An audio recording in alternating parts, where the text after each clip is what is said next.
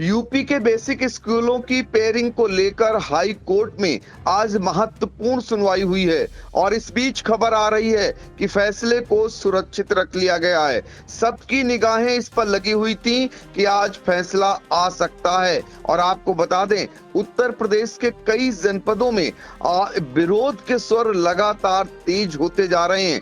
इस बीच high court में महत्वपूर्ण सुनवाई हुई है और इस पूरी सुनवाई के केंद्र बिंदु में सीतापुर जनपद है।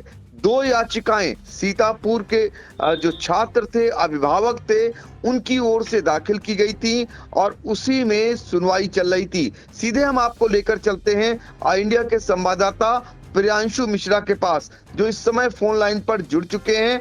प्रियांशु, आप लगातार नजर बनाए हुए हैं। आज दूसरे दिन सुनवाई थी, बहुत सारे लोगों को उम्मीदें थी कि आज की सुनवाई में हाई कोर्ट से फैसला आ सकता है।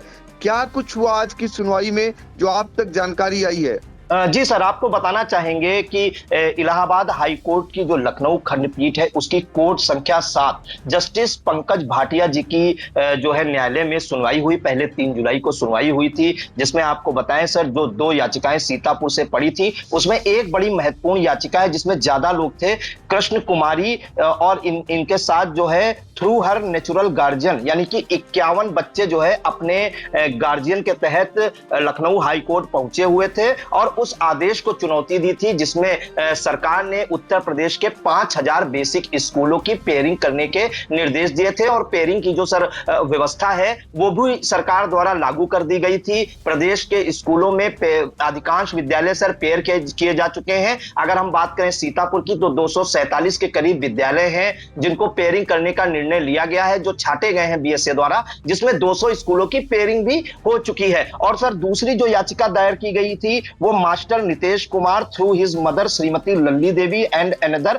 Versus state of UP. तो राज्य सरकार के खिलाफ सर ये दोनों याचिकाएं पड़ी थी उस आदेश के खिलाफ जिसमें प्रदेश के 5000 स्कूलों की पेयरिंग का आदेश हुआ था। 3 जुलाई का सर थोड़ा बता देते हैं हम। 3 जुलाई को जो वरिष्ठ अधिवक्ता है डॉक्टर एलपी मिश्रा, उन्होंने अपनी दलीलें रखी। प्रफुल्ल कुमार तिवारी और रमेश कुमार द्विवेदी, इन्होंने पहली जो 51 बच्चे गए थे उसके जो ये अधिवक्ता है, उन्होंने अपनी दलीलें दी थी और उन्होंने कहा था निःशुल्क एवं बाल शिक्षा का अधिकार जो अधिनियम है उसके तहत जो है विद्यालयों की पेयरिंग का आदेश है वो गलत है, क्योंकि जो ग्रामीण स्कूल के बच्चे हैं उनकी पेयरिंग 2 से 3 किलोमीटर तक दूर की गई है। कहीं कहीं सर खबरें ये भी आई हैं प्रदेश में कि 5 किलोमीटर तक जो है विद्यालय पेयर किए गए हैं। इसमें उन्होंने अभिभावकों को सबसे ज्यादा दिक्कतें सर ये बताई कि हम अपने बच्चे को दूर पढ़ने नहीं भेजेंगे। तो मुख्य बिंदु सर ये निकल कर आया। वहीं सर बेसिक शिक्षक हैं उनका ये कहना है कि सरकार जो है ये जब पेयरिंग करेगी तो उसमें रसोइयों के भी पद घट जाएंगे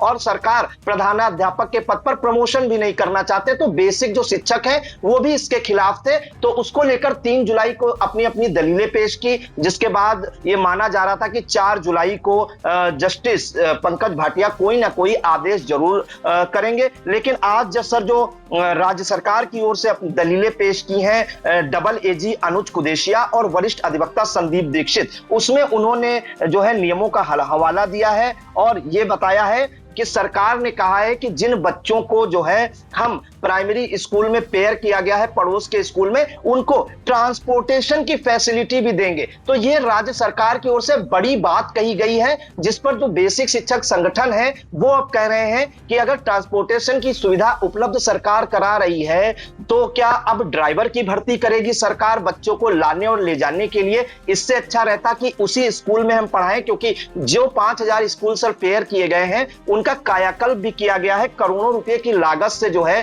कायाकल्प किया गया है। तो क्या जरूरत है इन स्कूलों को जो है पेयर करने की? जानकारी सर ये भी अंदर सूत्रों से निकल कर ये आ रही है कि जो बेसिक शिक्षा सचिव हैं प्रताप सिंह बघेल भी बुलाए गए थे आज जस्टिस पंकज भाटिया जी की सर कोर्ट में, और उन्होंने उनसे प्रश्न भी किया जस्टिस साहब ने कि आपने जो है किस बिना पे 5000 स्कूलों की पेयरिंग का आदेश दिया है, इतनी जल्दी में ये किया गया, आपको पहले बैठक करनी थी संबंधित प्रधान से या सरकार के साथ बैठक करके कोई उपयुक्त रास्ता निकालते तो धीरे धीरे ये पेयरिंग का जो आदेश है वो धीरे धीरे लागू करते। और ये भी सर निकल कर ये आ रहा है कि प्रताप सिंह बघेल को फटकार भी कोर्ट ने लगाई है कि बच्चों के भविष्य से जुड़ा हुआ ये सर मामला है और इतनी जल्दी आप 5000 स्कूलों की पेयरिंग कैसे कर सकते हैं, जबकि अभिभावक भी इसके खिलाफ हैं। बच्चे पढ़ने के बजाय उनके अभिभावक हाईकोर्ट दौड़ रहे हैं।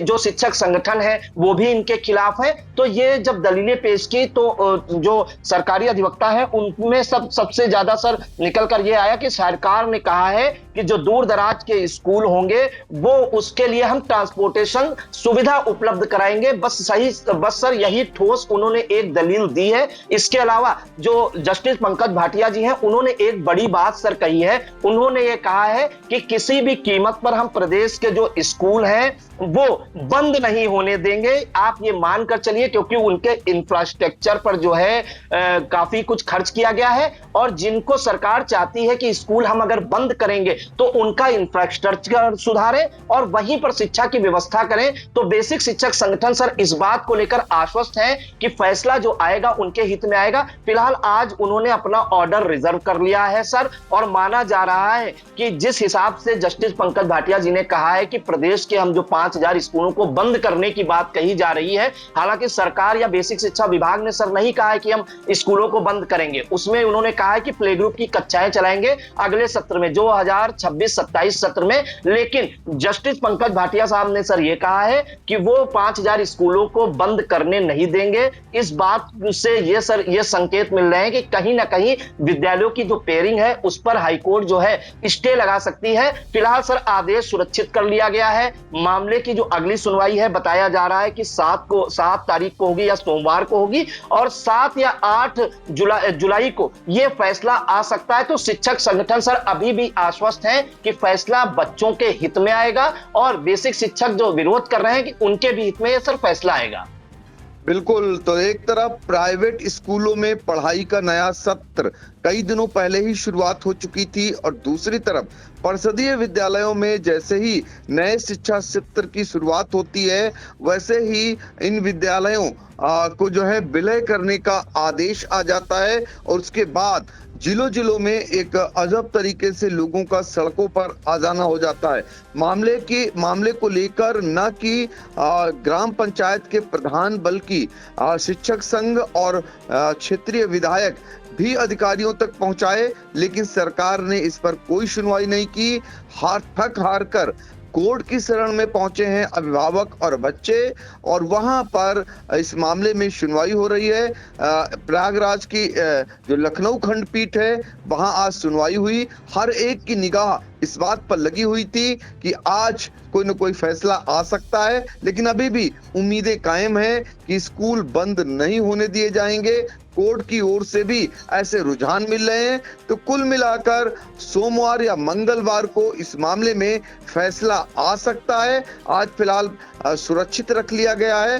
आज के बाद अब देखना होगा कि मंगलवार या सोमवार तक इस मामले में क्या कुछ निकल करके आता है। जैसे ही इस मामले की कोई अपडेट आती है सबसे पहले आई इंडिया अपने दर्शकों को पहुंचाने का काम करेगा। प्रियांशु, आपने बहुत ही अहम जानकारी दी, आपका बहुत बहुत शुक्रिया। जी, थैंक यू सर।